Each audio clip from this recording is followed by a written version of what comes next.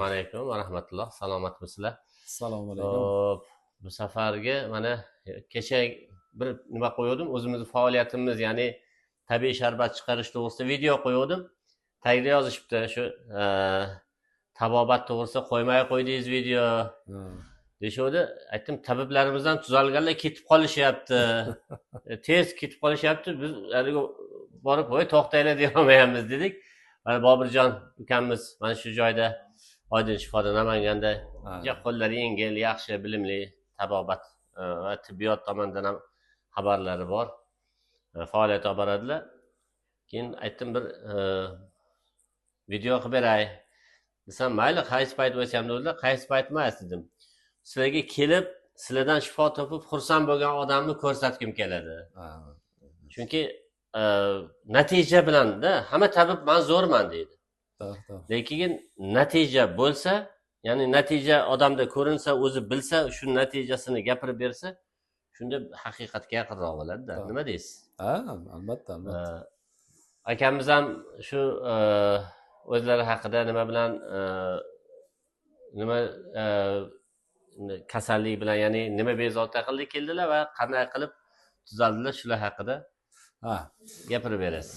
Demak, men Ismoil Mahmudovman, o'zi Toshkentdan keldim. Xijomat tabobat akademiyasini tashkil qilganman. O'zim o'qish kurslarim bor.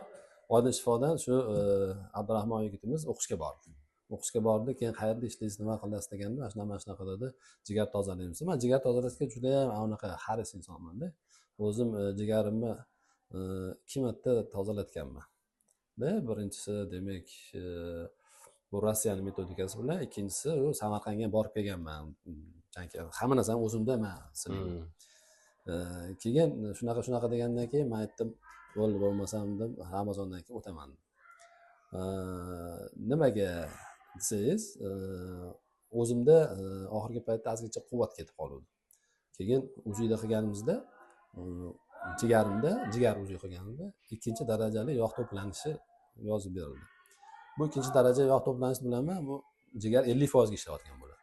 Demak, energiyani nima chiqaradi? Buni yaxshi tushunasiz o'zingiz. O'zim yaxshi tushunaman. Keyin dedim, men o'zim nimamni jigarim tozalasam bo'lar edi. O'zim opam ham bu narsani biladilar. Lekin men bitta qoidaga amal qildim. Ya'ni Muso alayhissalom Alloh taolodan so'ragan ekan. "Yo Robbim, shifo sandami?" desa, "Dard sandami?" desa, "Dard mendan."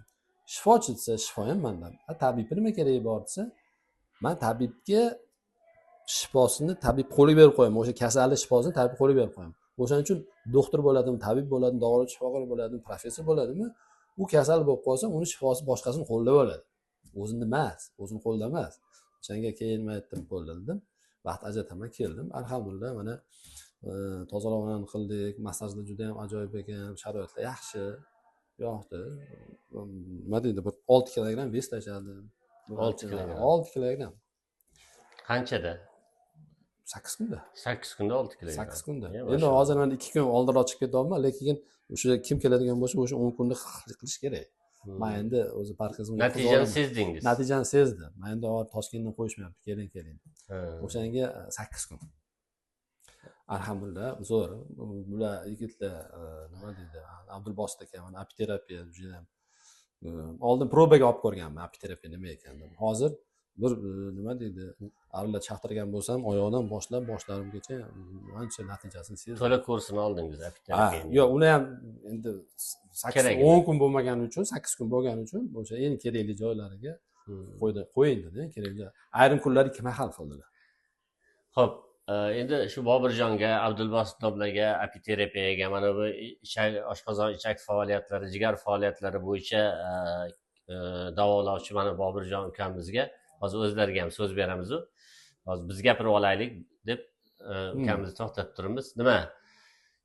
Kelishlikni tavsiya berasizmi odamlarga? Qaysi kasalliklar bilan kelishlikni tavsiya berasiz? Har qanaqa kasal. Hozir bizani O'rta Osiyo regionidagi hammasida jigar muammo bor. Hammasida hazm qilish muammosi bor.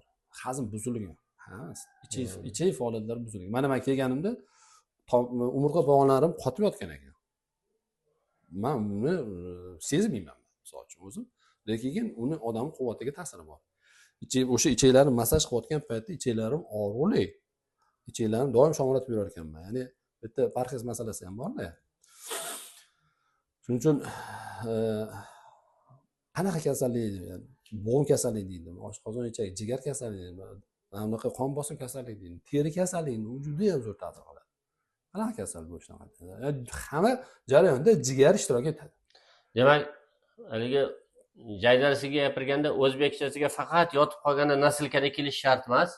Yurib turgan odam ham bir kelib bir kurs lecheni olib ketsa, endi qarang, biz dori-darmonni qaytarmaymiz, ukol dorini qaytarmaymiz, tabletkalarni qaytarmaymiz. Lekin bitta narsani tushunib olish kerakki, insonning tanasi tabiiylikni xohlaydi. To'g'risimi? Tabiiylikni xohlaydi. O'sha tabiiy giyohlar, tabiiy vositalar, tabiiy yo'llar bilan davolash, o'sha organizmni tozalash, tanqay qilish, jigar tozalash bu tabobatning qoidasi bu. Maşallah. Demak, sal o'zini noxush sezgan odam bir kurs davolanish kursini olib olsa, bir yilda bir marta u sog'lom odam ham kelib jigarni tozalab turishi kerak. Mana endi hozirgi ekologiya, hozirgi ovqatlar masalasida, hozirgi stress masalasida, stressda jigar aziyat chekadi-da. Albatta bir yilda bir marta nima qilish kerak? Jigarni tozalash kerak. Xo'p, keling shu o'rinda o'zingizni kasbingizga yana qaytsaydi, siz ham tabobatdasiz, to'g'rimi? Toshkentdasiz. Toshkentning qayerdasiz va Yunusobodda. Qanaqa kasalliklarni qabul qilasiz? Ya'ni qanaqa muolajalar bilan shug'ullanasiz? Ya'ni biza demak, o'tda tabobat, o'tda ham hijoma, zuluk, igloterapiya, giyohlar, undan tashqari bizada nima bor? Psixologik davolash bor. Ya'ni insonning ruhiyatini yaxshilash bo'yicha asosiy masala o'sha yerda. Odamlar hammasi stressda, depressiyada yurishdi. Stressdan chiqarmaguncha tanani to'g'irlash qiyin masala. Hozir asosan shu narsa bo'lib qoldi. Odamlar asab bo'lib qolgan, boshqa bo'lib qolgan, chala psixologlarga yuguraveradi-da. Lekin ruhiyatni davolovchi sizlarda yaxshi mutaxassis o'zingiz bo'lsangiz kerak. Yo'q, men psixosomatika bo'yicha ancha yildan beri shug'ullanaman. O'zingiz ham shug'ullanasiz? Ha, o'zim shug'ullanaman. O'qish kurslarim bor bu bo'yicha. Mashallah. Igloterapiya bo'yicha o'qish kurslari bor, psixosomatika o'qishlari bor, tabobat bo'yicha o'qish kurslari bor. Ustozlarimiz bor. Ustozim Abrash Safarov, u kishi Muhiddin Ma'rufovning katta shogirdlaridan. Hozirgi paytda men bilganim eng zo'r mutaxassislar tabobat bo'yicha. Demak, Toshkentdan ko'p aytishadi, shu ruhiyatni bir ko'radigan psixolog, yaxshi bir odam bormi deyishadi. Toshkentdan bu yoqqa kelib o'tirmanglar deb turib, siz tavsiya qilaveramiz qarshi bo'lmasangiz. Yo'q, gap o'sha. Bitta psixologlar bormi? Psixologlar bormi? Yo'q-da, o'shanga ba'zi haligi Namanganda bo'lsa kerak, tabiblar ko'p deyishadi-da. Ya, endi qarang, hammani nimasi dardini shifosi qaysidir tabib qo'lida bo'ladi-da. Oddiy o'sha mana men bilaman, Vohadan, Toshkentdan Namangan kelib hujoma qildirib ketishadi. Men bilaman. Ya'ni uni shifosi shu Namanganda. Yo'l yurib kelganligi. Bu yerdan sizlarga borib davolanib kelishadi. Bizda betdan bizaga borishadi. Surxondaryodan, Termizdan, nimadan, unaqa Qoraqalpoqdan kelib ketishadi. Yunusobod qayerda endi u? Yunusobod 15-kvartal, Turkiston metrosiga yaqin joyda Tip Art degan klinika bor. Tip Art degan klinika bor. Ha, o'sha ikkinchi etajda. Ko'pchilik bilishadi. Hani bilsa ham biz bilmaganimiz uchun so'radi u da. Siz haligi mana masalan o'ylayman, men hamma taniydi deb o'ylayman. Lekin mana o'zi atrofimdagilar taniydi, taniganlar taniydi xolos. Shuning singari siz ham endi tanimaganlar tanib olsin deymiz. Gap bo'lishi mumkin emas. Bu haligi odamlarga manfaat bo'lsin deymiz. Bunda tanitishda bir boshqa bir maqsad yo'q. Maqsad shifo qidirib yurganlar bor. Kimga borsam ekan, nima qilsam ekan deydigan odamlarga biz tavsiya beramiz xolos. Bizning videodan maqsadimiz shu. Video qilib YouTube'ga qo'yamiz, Facebook'ga qo'yamiz. Shu bunday dardiga odam haligi internet kavlaydigan bo'lib qoladi-da. Videolar hozir shunaqa zamon. Shunaqada endi zamon shuni talab qilyapti. Chunki ma'lumotlar internetda. Shuni unday internetni varaqlayotganda chiqib qoladi-da. Ko'pchilik menga ham aytadi, Muhammad Ikrom aka rahmat, juda zo'r davolandim, juda yaxshi bo'ldi deb ko'pchilik tashakkur bildirishadi. Men maza qilaman shunda. Aytaman, alhamdulillah, shu 100 ta odam ko'rsa ham bitta yo ikkita odam manfaat qilib qopti-yu shundan. Shu Allohga hamd aytyapti, tuzalib qopti. Shunda hissam bor ekan-u. Deymanda, o'zim bir haligi xursand bo'lib ketaman. Endi Bobirjon ukamizni ham ozgina bir savollarni bersak maylimi? O'zlari kim u Bobirjon deyotganlar ko'pda. Keling menga. Ko'rganmisizlar? Tabib o'ziga video olib tur degan odamni. Men shunday qildim. Mana o'zi video olib turdi tabib ukamiz. Nimani avval? Mana uni oling mikrofoningizni. Xo'p. Endi bu joyi yana videomiz o'rtasida aytib ketamiz. Bu joy qayerda deganlarga Namangan shahrining Axsikent dahasida Oydin shifo degan klinika bor, xususiy klinika. Shu Oydin shifoni birinchi qavatida mana shu ukamiz Bobirjon faoliyat olib boradilar. Juda qo'llari yengil. Ya'ni bu kishi to'g'rilarda bir salbiy biror kishi gapirgani yo'q. Kelganlarga doim xush muomala bilan, ba'zida shu chiroyli gaplar bilan umid bag'sh etadigan gaplar bilan, ya'ni psixologdek qilib. Ha. To'g'ri. Haligi bemorlar 2 kun yotib tuzalib qoldimi deydigan holatga olib kelib qo'yadilar. Alloh ajrlarini bersin. Bobirjon, hozirgi kunda masalan mana akamlar sizdan minnatdorlar. Sizni maqtashimiz shart emas.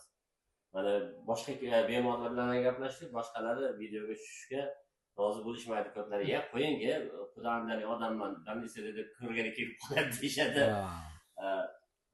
Shuning uchun nechidan nechigacha ishlayapsizlar va qaysi kasalliklarni yana bir takrorlab qo'ying, qaysi kasalliklarga asosan e'tibor qaratib shu natijali qilib davolayapsizlar? Bizda asosan ish vaqtimiz o'sha soat 9 dan soat 4 gacha qabul vaqtimiz. Qolgan paytlar mana qatnov, ambulatorniy davolashlar, hijoma, zuluk, massaj, ariga chaqtirish. Biz har kuni bu yerda bitta mutaxassis bo'ladi. 24 soat, shanba, bozor yoki boshqa kunlar. Bozorchak faoliyatlari, jigar faoliyatlariga ham tozalash ishlari.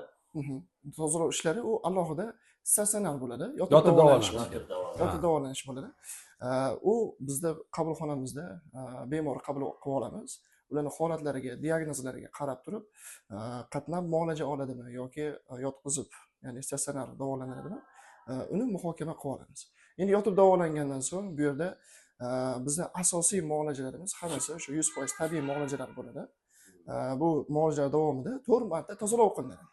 Tozalov qilishimizdan asosiy maqsad, bizning bir qoidamiz bor. Buning oltin qoidamiz bor. Agarda tanada tiqilma, shlaklar, toksinlar ko'payib ketadigan bo'lsa, bizga qilayotgan muolajalarimizning ta'siri yo'qoladi. Endi biz uchun organizmni birinchi o'rinda tozalab olamiz. Tozalov qilib olgandan so'ng biz berayotgan giyohlar, biz qilayotgan mana hijoma, zuluk, massajlar albatta o'z ta'sirini 100% ko'rsatishga harakat qiladi inshaalloh. Tozalov jarayonida parhez bormi yoki? Albatta bor. Bu yerda parhez 10 kunlik davomida parhez bor. Parhez taomlar, ertalablikka nonushtaga parhez taomlar, obedga suyuq ovqat, salat, kechga yana bir salat, kun davomida 2 mahal soklar shunaqalar kutadi. Demak, haligi yotgan bemorga boshqa yoqdan ovqat olib keltirish mumkin emas. Mumkin emas, taqiqlanadi umuman. Xuddi shunaqa. Chunki shunga amal qilsa ishi tozaladi. Albatta. Bu qarindosh urug'lagan zo'rda, xudodan ham haligi tog'orada osh qilib kelib o'tirmaydi-da. Yoki shashlik olib kelib o'tirmaydi. Juda mana shu tomonga juda qulayda. Men ham yaxshi ko'raman shu narsani. Nimaga? Yotgan odam ham xotirjam etadi. Palon kishi ko'rgani kelib, qismador kishi emas. Azizda tabobatda yotib davolanish deganda tasavvuringlarga qanaqangi yotoqxona ekan degan, mana biz gaplashayotgan joyimiz o'sha palatani mehmon bilan gaplashib o'tiradigan dam olish zali, xonasi. Xonasi. Mana shunda to'g'ri. Mana yotoqxonasi, mana qarang. Bu yerda ham hamma sharoit bor. Bemalol davolanish mumkin. Mayli, ovozim yaxshi, mikrofondan yetib olsa kerak. Palatalari ham juda zo'r. Hech qanaqangi mana qarang, yorug'. Vannalari ham ajoyib jakuzilar. Xo'p, bu yerda undan tashqari mana siz yotdingiz, yaxshimi, qoniqarlimi? Yo'q, bu yerda undan tashqari fizioterapiyasi bor ekan, tuz g'orlari bor ekan, parafillari bor ekan, elektrolecheniya bir 24 xilmi? 24 xil bor. Basseynlari ham bor. Basseynlari ham bor ekan. Nimalari keng. Xonalari bor. Unaqa fitnes zali bor ekan, begovoy doroshkasi bor ekan. Ajoyib. Yo'q narsani o'zi yo'q ekan. Ya, hamma narsa yo'q zerikmaydi. Zerikmaydi. Televizorlari hammasi Wi-Fi'larigacha ham bor ekan. Bobirjonga mabodo savolinglar bo'lsa, izohlar yozsanglar, bu kishi ijtimoiy tarmoqda ham bee'tibor qoldirmaydilar, savollarga javob beradilar. Telefon raqamlarini shu videoni ustiga yozib qo'yamiz.